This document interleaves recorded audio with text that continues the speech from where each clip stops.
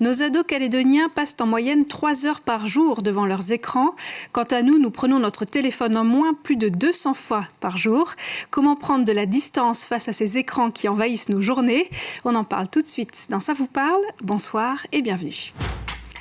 Dessins animés, réseaux sociaux, jeux vidéo, nos enfants ont plus d'une raison de rester scotchés à leur télé, tablette, téléphone ou ordinateur. Quelles règles doit-on instaurer à la maison pour limiter l'usage des écrans? Et surtout, comment faire pour que ces règles soient respectées, y compris par nous, les parents? On en parle avec nos invités. Je reçois Laetitia Astier, maman de 3 enfants de 8, 14 et 17 ans et organisatrice d'une grande mobilisation autour des écrans avec l'APE du Collège Mariotti. Elle nous racontera son expérience. Je reçois également Éric Olivier qui se lance sur le créneau du numérique éthique. Son objectif, l'éducation aux écrans et au web justement. En cours d'émission, nous regarderons un extrait du documentaire Génération écran, génération malade, un ambitieux tour d'horizon des dernières découvertes scientifiques en la matière, un documentaire à découvrir à 17h ce samedi sur notre antenne. Nous entendrons aussi Simane avec un slam écrit spécialement pour cette émission. A-t-on raison d'être soucieux face aux réseaux sociaux? Ce sera la chronique Haut-Parleur.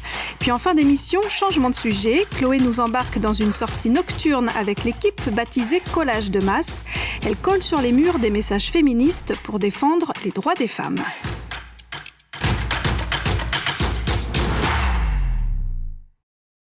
Je le disais à l'instant, nos jeunes Calédoniens âgés de 11 à 15 ans passent en moyenne 3 heures par jour sur les écrans. Ça, c'est pour la semaine, donc les jours d'école. Le week-end, ce temps d'écran grimpe à 5h30 chaque jour, selon les chiffres transmis par le laboratoire interdisciplinaire de recherche en éducation à l'Université de la Nouvelle-Calédonie. Laetitia Astier, bonsoir. Bonsoir. Est-ce que ça vous étonne, ces chiffres? Pas du tout, non, ça m'étonne pas. Enfin, ça paraît gigantesque, mais ça ne m'étonne pas. Et chez vous, à la maison, combien de temps vos enfants passent en moyenne chaque jour devant les écrans? Plus longtemps le week-end, ça c'est certain, puisque c'est les moments où on décompresse et où on permet. Et la semaine, ça dépend des âges. Voilà, ma petite de 8 ans se fait parfois un dessin animé dans la journée. Je compte pas les heures d'écran à l'école, parce qu'il y en a aussi. Mais en tout cas, sinon, elle a pas le droit. Elle fait un petit peu de console une fois le mercredi. Donc, pour l'instant, elle est préservée. C'est moins le cas pour les plus grands. Pour les ados, c'est plus difficile. Déjà, ils travaillent sur Pronote. Donc, c'est de l'écran, même s'il est éducatif, mais ça reste de l'écran. Et puis, j'ai une ado-fille qui pratique la série. Voilà, donc ça prend du temps. On n'a jamais calculé parce que c'est délicat. Et puis, on essaie de lui faire confiance tant que les résultats sont bons. Et d'ailleurs, Oui. Vous-même, vous connaissez le temps que vous passez sur les écrans parce que... Alors, on joue tous le jeu avec notre téléphone, de regarder attentivement ce qui nous donne chaque début de semaine, à savoir nos temps d'écran. Et moi, parfois, je passe beaucoup de temps, oui, parce que pour le travail ou pour préparer, par exemple, ce qu'on a fait à l'APE, j'ai passé beaucoup de temps sur mon écran. Pour parler des écrans. Pour parler des écrans, c'est ça. Et chez vous, Éric, alors, combien de temps vos enfants passent en moyenne sur les écrans? Un petit peu comme tout le monde, on essaie de faire au mieux. Alors, moi, je me suis appuyé en premier lieu sur les recommandations de 36912.org. En gros, pas d'écran avant 3 ans. Je veux rassurer les parents. Ma deuxième, qui va avoir 5 ans, a regardé un petit peu les écrans avant les 3 ans parce qu'elle avait une sœur aînée. Oui, donc, il y a aussi des phénomènes normaux. Par contre, on va limiter au maximum, on sera une demi-heure dans la semaine. Surtout, le contenu va changer. On va être sur du contenu à connotation pédagogique, ludo-éducative la semaine, et puis le week-end un peu plus de liberté. Okay. Et puis évidemment les temps de préparation du repas qui des fois peuvent déborder, et là c'est une fenêtre de tir si les devoirs sont faits. Alors on va écouter ce qu'en disent les principaux concernés, les lycéens. Combien de temps passent-ils par jour sur les écrans et pour y faire quoi? Marie-Gwenaëlle Goé est allée à la rencontre de 3 d'entre eux. Pendant les vacances, au moins toute la journée, mais après quand c'est les cours, juste le soir. Facebook, Messenger, TikTok, Snap, Instagram, Netflix. Mes parents, ils surveillent pas trop, mais bon, quand il s'agit d'arrêter, on coupe Internet. Je dirais environ 5 heures selon mon téléphone. Après, je passe plus de temps le week-end que la semaine, donc c'est une moyenne par semaine, je pense. 5 à 6 heures, je dirais. Les jours où j'ai cours, sinon ça peut aller jusqu'à 9 heures. Je suis sur les réseaux sociaux, je discute avec des amis, je pense que c'est ça en majorité. C'est constant, puis c'est assez court, donc on n'est jamais ennuyé en fait. Ça vous parle, Laetitia ? Oui, forcément, c'est super ce qu'elle dit à la fin, de reconnaître que en fait on est happé. Ça marche pour nous les adultes, donc oui, ça me parle, je les trouve plutôt honnêtes. Voilà. Alors, Éric Olivier, vous êtes l'ancien coordinateur de l'Observatoire numérique qui a fermé tout récemment. Et vous êtes en train de créer votre propre structure basée justement sur la sensibilisation au numérique. Vous pensez qu'il n'y a pas assez de recommandations faites au niveau local sur ce sujet ? Alors, je dirais qu'il y a beaucoup d'initiatives en fait. Ça manque peut-être un petit peu de coordination. Alors, je ne me présente pas en tant que chef d'orchestre de ces actions-là. L'idée pour moi, c'est plutôt effectivement de venir sur des sujets tels que la culture, l'éducation, où malheureusement le numérique n'est pas adressé de la même manière que sur d'autres sujets, d'autres thématiques. On a eu les enjeux économiques avec les crises du Covid pour le commerce par exemple, qui ont été très prégnantes dans les actualités, et c'est normal. Mais le numérique, il est partout. 2020-2021 l'ont montré à l'échelle planétaire. L'environnement et le numérique sont deux composantes de nos feuilles de route, j'ai envie de dire, pour l'avenir. C'est-à-dire qu'il faudrait mieux apprendre aux enfants à comment utiliser Internet D'un côté aux enfants, mais surtout l'exemplarité qu'on a évoquée des parents, qui doit être le premier, pour moi c'est la pierre angulaire même de tout le reste. Et ensuite, souvent aussi au niveau des accompagnants. C'est-à-dire que lorsqu'on est parent, on est souvent démunis. Il ne faut pas avoir peur de dire « je ne sais pas » et donc aller chercher des ressources vers les associations de parents, vers pourquoi pas je pense aux espaces publics numériques qui sont présents sur tout le territoire. On a de merveilleuses animatrices et de merveilleux animateurs numériques sur le territoire. Il y en a à peu près une 50aine de personnes, une 30aine de lieux. Vraiment, quand je dis tout le territoire, toute province, j'insiste un petit peu, mais on trouve vraiment des points d'accès partout à cette information-là. Il faut qu'elle soit encore encadrée et je dirais un petit peu plus généralisée. Alors justement, on va partager avec nos téléspectateurs certains outils que vous avez amenés avec vous dans quelques instants. Juste avant ça, on parle de plus en plus de dangers de surexposition des enfants aux écrans. Alors il y a des études nationales, internationales. Est-ce qu'il y a des études locales sur l'impact sur les petits Calédoniens ? Alors pas à ma connaissance, ce qui ne veut pas dire qu'il n'y en a pas. Moi j'ai un élément fort quand même que je garde depuis quelques années en tête, ce sont les psychosociologues qui nous attestent clairement maintenant qu'on a une perte de concentration et d'attention suite à ce côté immédiat des écrans. Deux notions aussi, Internet ne s'arrête jamais, et j'ai envie de dire c'est même ne s'arrête doublement jamais. Pourquoi ? Parce que sur l'usage des réseaux sociaux, on a notamment cet infini scroll qui nous permet de continuer à capter, même si c'est pour quelques minutes, comme c'était bien dit, des formats courts, mais en fait ça peut durer des heures et des heures d'affilée, par minute cumulée. Et on n'arrive jamais en bas de la page. Et on n'arrive jamais, puisqu'en plus Internet ne s'arrête jamais, c'est H24, 24 heures sur 24. C'est l'attention, quoi. C'est de l'hyper-marketing sur les réseaux. Et plus ça va, plus les algorithmes sont absolument incroyables. Ils sont hyper doués, quoi. On lâche plus. Alors, en tant que parent, quelles règles vous mettez en place chez vous pour essayer de faire face à ces géants qui envahissent les téléphones et les... Alors, moi, je reviens sur une chose qu'a dit Eric qui me semble fondamentale. Il faut déculpabiliser les parents. Ça ne veut pas dire quand même qu'il ne faut pas prendre le temps d'en parler, mais les culpabiliser. Je ne crois pas qu'il y a de recette miracle. À mon sens, il y a une famille avec des pratiques, des valeurs, et il faut essayer d'adapter une espèce de charte familiale dans laquelle chacun s'engage, parents compris, et qu'elle ressemble à vos valeurs et à ce que vous souhaitez. Alors, chez nous, on était un peu strict, on l'est encore. Moi, j'ai une petite de 8 ans. Honnêtement, de temps en temps, on accorde un dessin animé quand on fait le repas. Tu l'as bien remarqué. Voilà, parce qu'il y a un petit temps où il faut l'occuper autrement que... Voilà, ce serait dangereux pour elle, la cuisine. Et sinon, on essaye vraiment la semaine d'éviter. À part le mercredi, elle fait une session de jeu qu'on minute systématiquement. Donc, elle le sait. Il y a vous déclenchez le chrono au moment où elle commence à jouer. C'est son grand frère qui gère ça. Mais voilà, en général, ça peut être 30 et ça peut être un max de 45. Donc, pour elle, c'est comme ça. Et pour les plus grands, la première boussole, c'est comment ils sont dans leur tête. Est-ce qu'ils sont bien ou pas ? J'ai déjà fait constater à mon grand, par exemple, que quand il abusait des jeux, ça le rendait agressif. Jeux vidéo ? Oui. Souvent, il ressort de sa chambre et il est énervé, ce qui peut se comprendre, mais du coup, il gère moins son émotionnel. Donc, on met le doigt dessus et on dit « Ah, regarde, t'as peut-être un peu débordé. » Et puis, il a commencé tardivement. Chez nous, il a eu un ordi tard. Je suis vraiment, on a un profil familial particulier, mais je crois que c'était en 3e. Sinon, c'était l'ordinateur familial. Et alors, sa sœur qui est juste derrière, il y a aussi le problème, tu le faisais remarquer, quand il y a les petits, pour les préserver de la démarche des plus grands, ça demande beaucoup d'énergie, c'est chronophage. Donc, On impose des règles pour tout le monde. Déjà à table, on évite les portables. Alors parfois pour les parents, quand il y a des choses professionnelles, alors c'est là que c'est délicat. Il faut que les parents soient en adéquation avec les enfants. Et sinon, il faut rentrer dans une phase de négociation et on peut se discréditer en fait ou se délégitimiser. Donc voilà. Et sinon, les réseaux, très vite, ma fille, on a attendu qu'elle ait l'âge légal. L'âge légal, ça veut dire qu'il n'y a pas de permis pour les réseaux sociaux. Alors en réalité, quand même, c'est un peu comme quand vous regardez un film sur Netflix. Il y a toujours des recommandations qui sont d'ailleurs normalement encadrées légalement. Il y a l'identité numérique, mais je ne veux pas marcher sur tes plates-bandes, t'expliquera tout ça. Mais nous, on fait confiance aux âges légaux qui sont en vertu. Instagram, c'est 13 ans. Donc, il n'était pas question qu'elle ait Instagram avant 13 ans. Et 13 ans, on faisait du contrôle. Et elle était demandeuse. Elle voulait aller sur Instagram à 13 ans ou Elle a été correcte par rapport à d'autres. Son frère était totalement inintéressé. Par exemple, son grand frère qui est en première cette année, j'ai un peu... Alors c'est totalement l'inverse. Moi, j'ai dû un petit peu forcer la main pour qu'il ait un compte Insta. Vous l'avez poussé sur les réseaux sociaux. Ouais, c'est dingue. Hein. Ouais, c'est ça, le fait d'avoir des fratries multiples. On a plein de cas de figure qui sont déments. Parce que il passait à côté du groupe classe, sur lequel il y a quand même des infos qui circulent et qui peuvent être intéressantes. Donc je lui ai dit, allez, s'il te plaît, fais un compte. C'est l'aberration. Donc voilà, encore une fois, pas de règles. Chaque famille fait en fonction de ses enfants, de ses propres critères.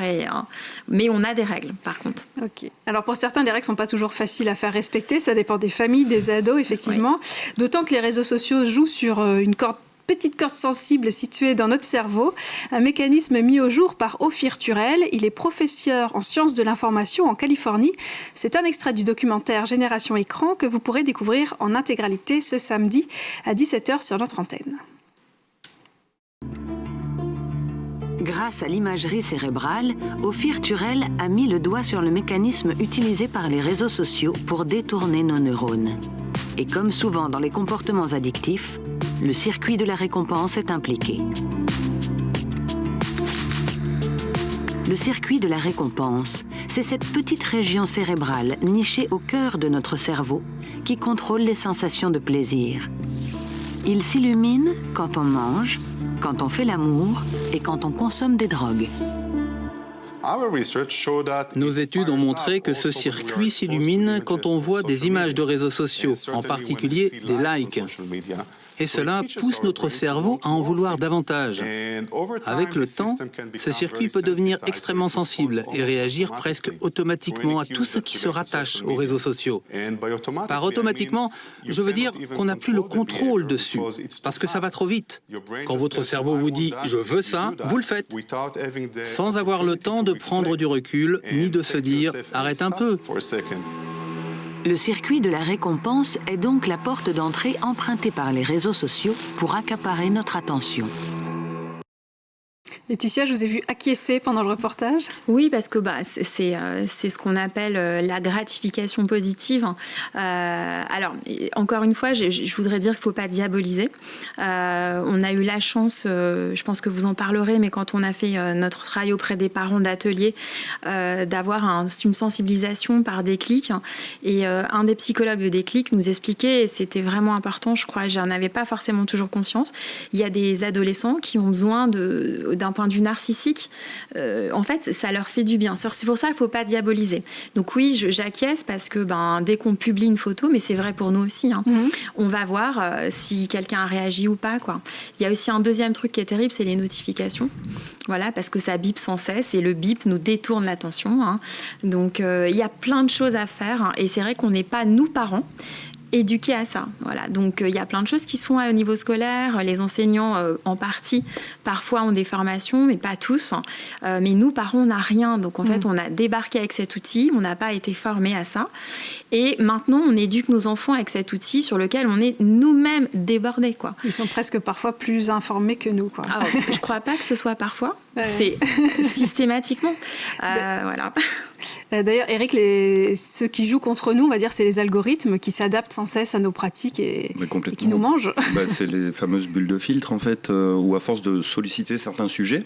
Donc c'est très intéressant quand on a une passion, un centre d'intérêt, qu'on s'intéresse à l'équitation, au potager ou que sais-je encore. On va pouvoir alimenter cette passion-là. Donc ça, c'est top. Par contre, effectivement... Plus on regarde du jardinage, plus on va nous proposer des vidéos de jardinage. C'est le principe même des algorithmes qui nous captent dans des sujets qui nous attirent. Pourquoi ? Parce que leur modèle à eux, c'est à côté ou dedans, il y a des publicités et c'est la rémunération de ces sites d'information, on va dire, qui contiennent que des contenus audio et vidéo généralement. Moi, je veux juste rebondir sur un tout petit point quand même. Tout dépend du contenu et de ce qu'on en fait, encore une fois. Quand je prends Instagram, effectivement, si je prends une jeune fille dans l'adolescence, alors les miennes ont 6 ans et bientôt 5, pour qu'elle puisse signer la deuxième, je tiens à le dire, parce qu'on a des ados d'un côté et des enfants plutôt bas âge de l'autre.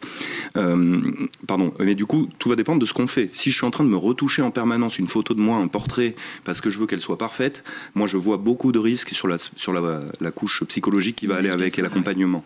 Par contre, si je suis en train, pourquoi pas, de travailler ma création artistique, que j'ai 3 ans, 12 ans, 20 ans, ou 50 ou 60, qu'importe, c'est pas la question, là je valorise quelque chose que j'ai fait, que j'ai créé, que j'ai produit.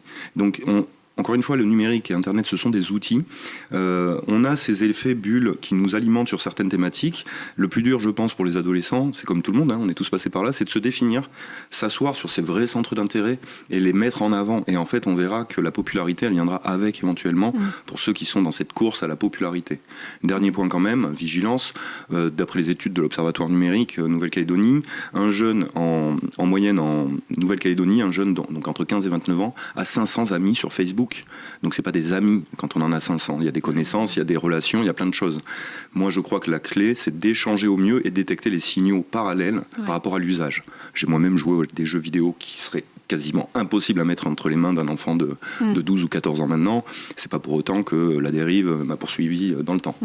Alors justement, échanger, c'est ce que vous avez fait au sein de l'APE, l'association des parents d'élèves du collège Mariotti. Oui. Vous avez organisé une matinée avec différents ateliers destinés aux parents uniquement. Et menés par des parents. Oui. Et alors, j'ai relevé que l'un de ces ateliers permettait d'expliquer comment utiliser les applications de contrôle parental. Donc, ce sont des applications qui permettent de restreindre l'accès au téléphone, notamment d'éteindre complètement le téléphone à partir d'une heure que vous choisissez. C'est un outil que vous utilisez ? Partiellement, j'ai des enfants qui sont chouettes par rapport à ça. Les déviances sont correctement gérées, donc on n'en est pas à ce point-là. Mais je dis pas que je l'utiliserai pas pour ma fille de 8 ans, parce que c'est une autre génération. C'est vrai que là, les petits qui arrivent, on sera encore dans la génération alpha, et à mon avis, il va falloir s'accrocher, parce que ça va être puissance 4. C'est maintenant qu'il faut mettre des choses en place. Donc, je les utilise pas complètement, mais c'est vrai que cet atelier nous paraissait pertinent. On a même pensé sur les 5 qu'on proposait que ce serait celui qui serait le plus demandé. Effectivement, il a été très demandé. Alors, l'idée, c'est de mettre des barrières. Alors, ça peut être du contrôle, mais on n'essaie pas d'être intrusif ou invasif. En fait, j'ai envie de vous dire, ça dépend de l'âge de l'enfant. Et encore une fois, du choix de la famille. Chacun fait comme il souhaite dans son éducation, mais au moins avoir les outils. Alors justement, vous avez échangé d'autres bons tuyaux entre parents. L'idée, j'imagine, c'est de se donner aussi des solutions, des outils. Alors, l'idée de ces ateliers, c'était au départ de créer un espace de parole. Vous l'avez remarqué, Eric, on va se tutoyer, mais tu l'as remarqué. Je crois qu'il faut laisser l'opportunité aux parents de dire qu'ils sont perdus ou dépassés. C'est acceptable, il faut le sortir. Quand on le dit, on se sent mieux, on déculpabilise. Donc au départ, on s'était dit, on ouvre un espace de parole et d'échange.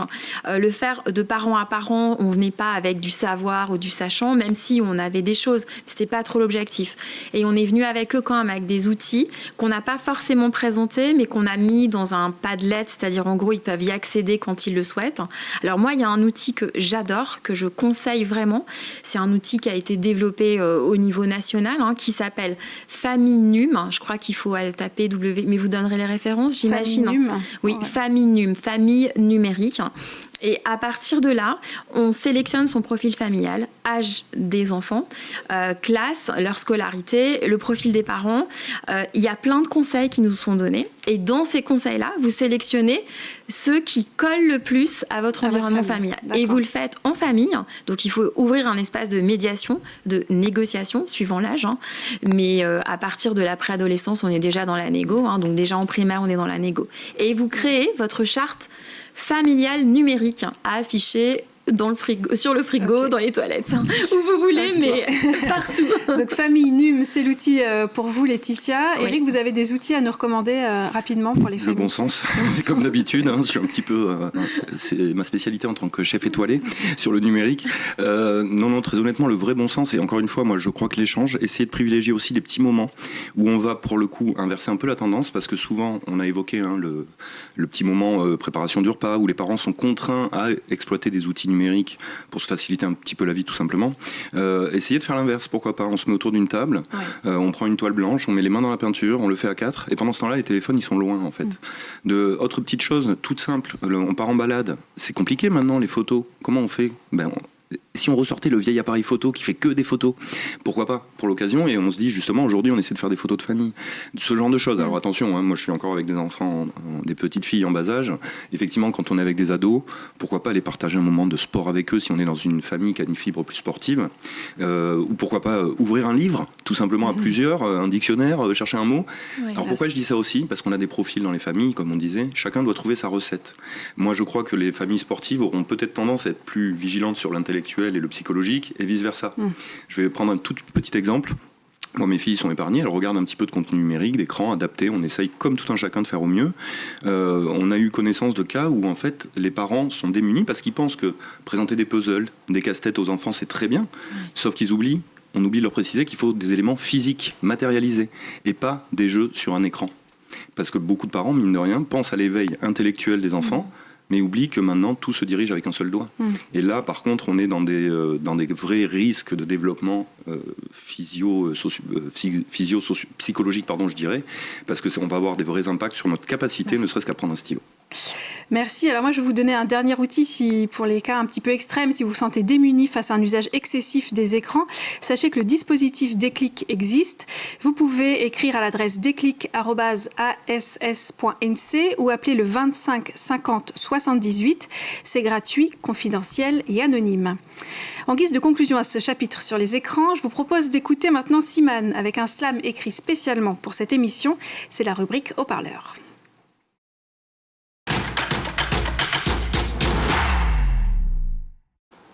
A-t-on raison d'être soucieux face aux réseaux sociaux? Pour certains, c'est chic, pour d'autres, c'est le choc. Et en quelques petits hic, à travers les tapotages et les clics, à qui les avantages? C'est culturel, parfois artistique, d'autres nuptial. C'est de la danse ou de la drague? Ça s'exprime dans un tout petit écran, car le monde pour eux est beaucoup trop grand. À chacun de voir ce qui est intéressant, à liker à tout instant, exposer sa plus belle vie pour donner envie, quitte à exhiber une vérité voilée à visage filtré. Ça envisage le flirt avec des selfies qui heurtent, le sacré qui devient de plus en plus sucré car de moins en moins secret. À la véritable rencontre, certains se rendent compte que c'est presque un faux compte. La plupart mentent, on doit redescendre, certains avec des amis virtuels pour une réelle solitude. Les haters à la haine en attitude, poster et liker est devenu une sale habitude. Comme pour Twitter à tweeter jusqu'à 8 heures chaque minute deviennent des heures et 8 des os, c'est demain déjà. Mais comme l'a dit les mamas, le temps qui passe ne revient pas. Et toi, t'es toujours là à scroller pendant que moi je suis en train de te troller, mais heureusement on est bon, on est là, on est bon, de Koekara jusqu'à Païta. Mais attention aux mains levées, c'est risquer une main courante pendant que tu as trop levé. Nous n'avons jamais été autant connectés, mais éloignés de notre humanité. En comparaison, pour une petite conclusion, les réseaux avec un couteau, donnons un couteau à un cuisinier avec des ingrédients bio, de l'eau, 2-3 coups de couteau et pim, un plat digne des grands restos. L'autre scénario, prenons un barjot avec un pet au cerveau, un couteau, 2-3 coups de couteau, direction l'hosto. Bon, c'est un autre niveau quand on parle des plus petits, mais grosso modo, les réseaux, le couteau sont des outils. Doit-on blâmer les utilisateurs ou les outils ? Voilà qui referme ce chapitre sur les écrans et je profite d'ailleurs de cette émission pour vous signaler que notre page Facebook est temporairement indisponible. Je vous invite donc à vous rendre sur notre site www.caledonia.nc. Vous y retrouverez tous nos replays. On passe à un tout autre sujet avant de se quitter. Connaissez-vous l'équipe baptisée Collage de masse? Chloé Yentao a embarqué avec elle pour une séance de collage nocturne. Regardez.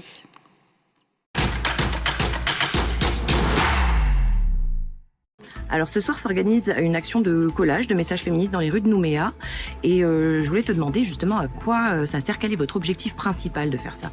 Alors notre objectif principal, c'est de sensibiliser une majorité de personnes, même celles et ceux qui ne seraient pas forcément intéressés par le féminisme, cette cause. Et par ailleurs, ça nous permet aussi de se retrouver entre femmes et d'investir l'espace public la nuit entre nous. D'accord, merci de m'accueillir parmi vous. Avec plaisir. Ce soir, c'est un thème spécial? C'est l'IVG, ouais. Et pourquoi? Aujourd'hui, ça fait 22 ans que l'IVG est légal. Et vous avez déjà eu des ennuis pendant vos actions de collage? Oui, il y a eu la police qui nous a arrêtés des fois. Pas les passants. Vous avez jamais... Qu'est-ce qu'ils font les passants? Ils regardent, ils observent, ils se marrent, ils se demandent ce qu'on fait. Parce que ils sont avec personne. Ils nous soutiennent.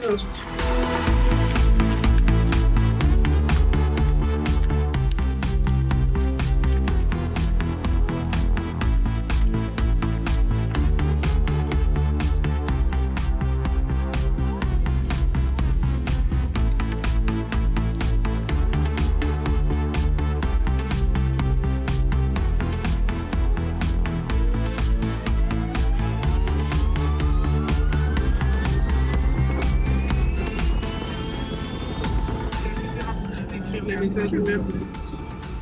On écrit les slogans et ça nous aide à extérioriser ce qui nous touche et c'est plus fort de les écrire nous-mêmes que de les imprimer directement. Plutôt en gros, c'est bon. Ouais, comme ça t'appuies bien sur le papier du bon souffle.